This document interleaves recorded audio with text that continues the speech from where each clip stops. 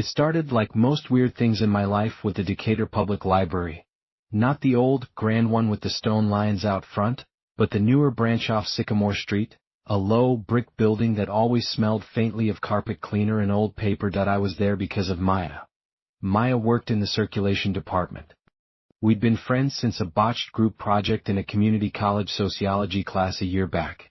She was the kind of woman who made you forget what you were saying mid-sentence. That day she was wearing a simple black V-neck t-shirt and jeans that were just a little too tight, not in a trashy way, but in a way that made you acutely aware of the curve of her hips and the long, clean line of her legs as she walked.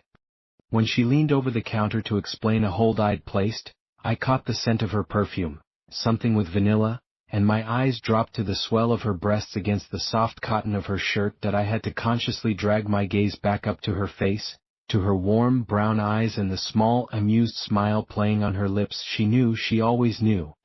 "So the new Murakami came in for you, Mark," she said, her voice a low, pleasant hum. "But you're gonna have to wait, the sorter's acting up again." "The robot?" I asked, tearing my eyes away from her to glance towards the back room. That was the library's pride and joy, the automated materials handling system.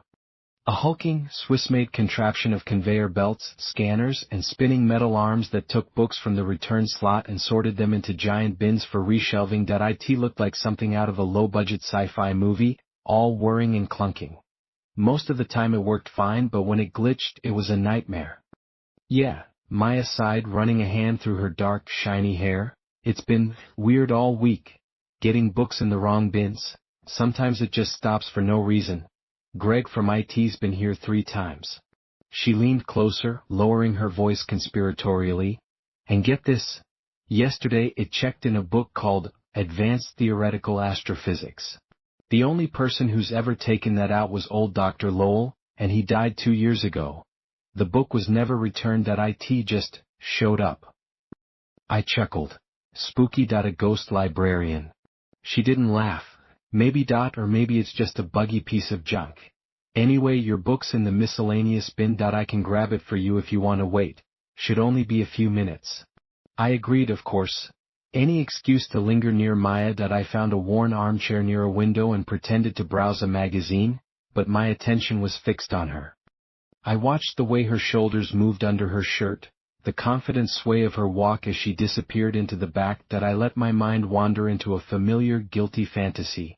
The two of us after closing time, surrounded by the silent, watchful books, her back against the philosophy section, my hands on her waist. My phone buzzed, shattering the thought that it was a text from my mom. Mundane, normal. The contrast was jarring. I felt a flush of shame, sitting there in a public library fantasizing about a woman who saw me as nothing more than a friendly patron. I shook my head and tried to focus on an article about drought-resistant landscaping. That's when I first saw him. He was standing by the new fiction racks, not looking at the books, but looking at me. He was an unremarkable man, maybe in his late 50s, with thinning, sandy hair and a pale, slightly bloated face. He wore a beige windbreaker and dark trousers, the kind of outfit that screams, trying to blend in. But it was his eyes that held me. They were a flat, watery blue, and they were fixed on me with an unnerving intensity.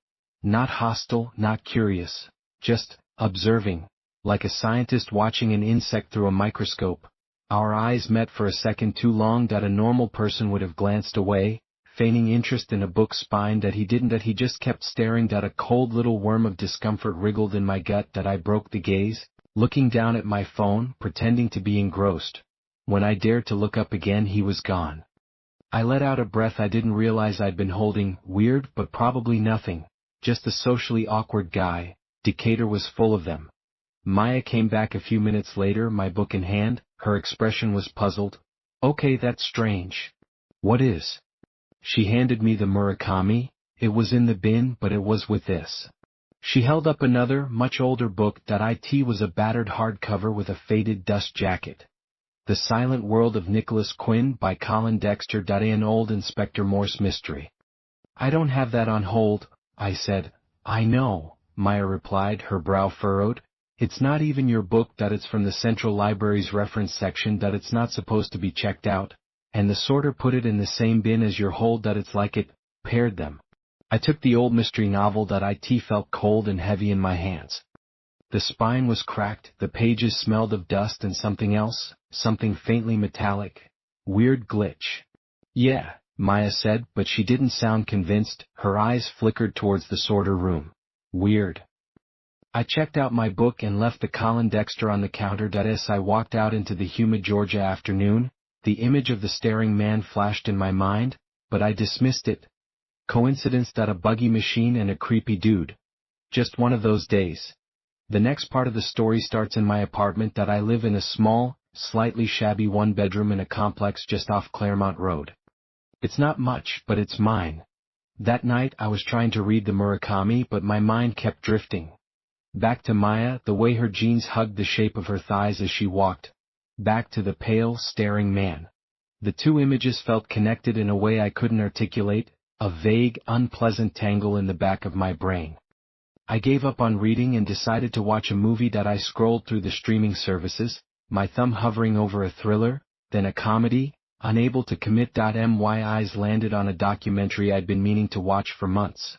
The Code, about the life and work of Alan Turing. I'd always been fascinated by Turing, the brilliant, tragic father of computer science. I'd thought about watching it dozens of times, had even read a long article about him online just a few weeks prior, but I'd never actually pressed play. I didn't press play that night, either. My phone rang. It was my buddy Tyler, wanting to know if I wanted to grab a beer. Grateful for the distraction, I said yes and headed out, the thought of the Turing documentary evaporating from my mind. 2 days later, I was back at the library. I needed a specific book on local history for a freelance writing gig I was doing. Maya was at the front desk, and my pulse did its usual little jump. Today she was wearing a cream-colored sweater and a knee-length skirt. As she talked to another patron, I found myself staring at the delicate shape of her ankles, the way her calf muscle tightened as she shifted her weight. I imagined my hand on that calf, sliding slowly up under the hem of her skirt. Mark? Earth to Mark. I blinked. Maya was looking at me, the other patron gone. A faint, knowing smile was on her face. I felt my cheeks grow warm. Sorry, zoned out. I'm looking for Decatur, Stories of a City. I think it's in the Georgia history section. I can look it up for you, she said, her fingers dancing across the keyboard. Her nails were painted a soft shell pink. I watched them tapping. Mesmerized, she frowned at the screen.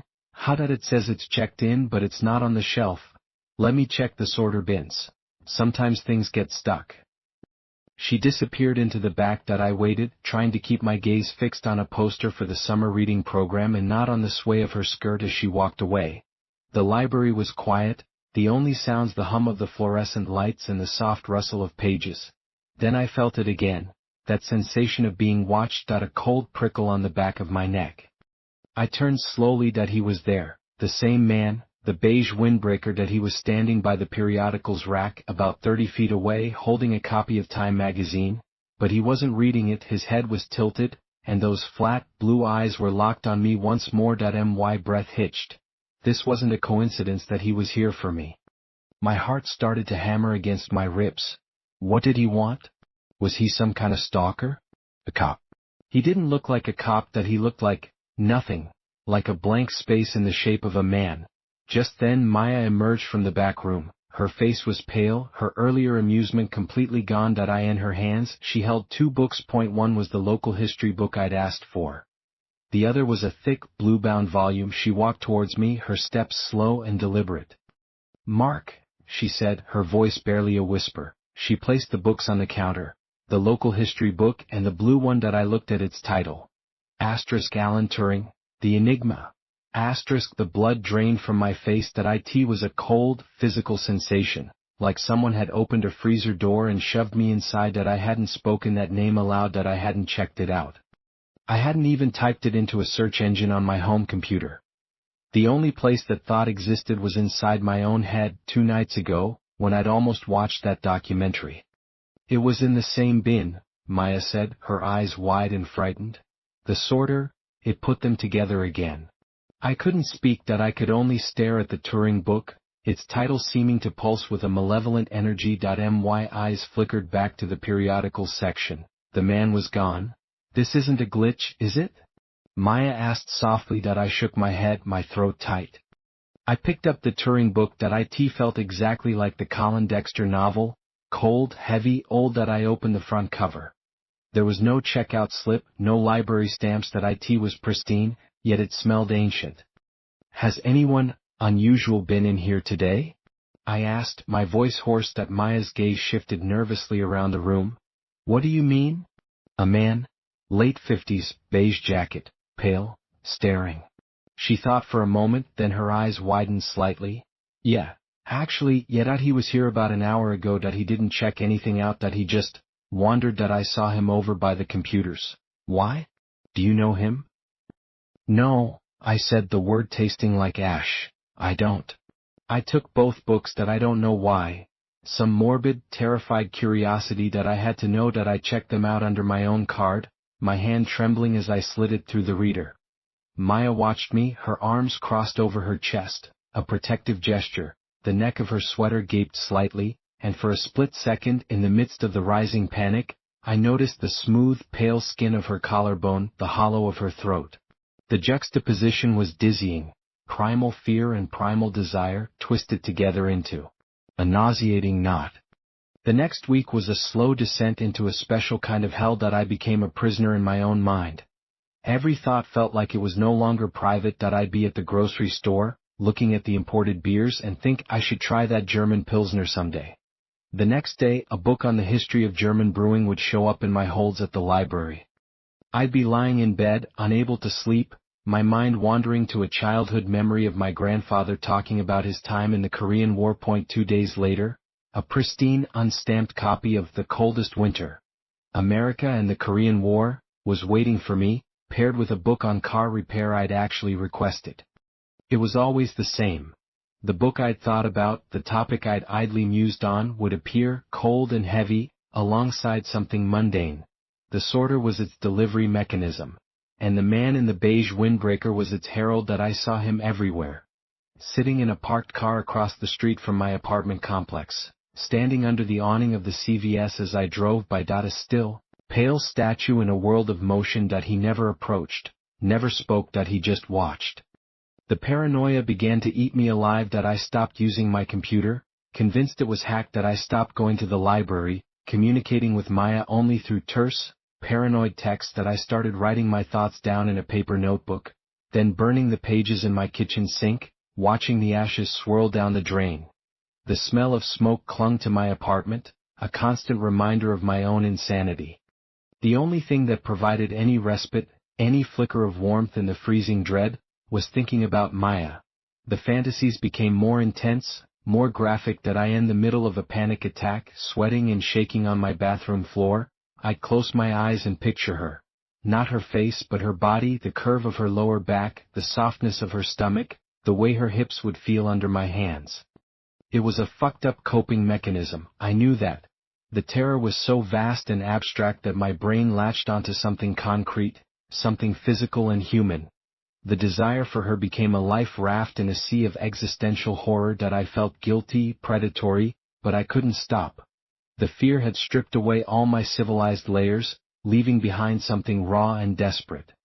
She called me one evening. Her voice on the phone was a shock, a touch from the real world. Mark, you haven't been in? Are you okay? No, I said, the word a dry croak. That I was sitting in the dark, the only light coming from the street lamp outside my window.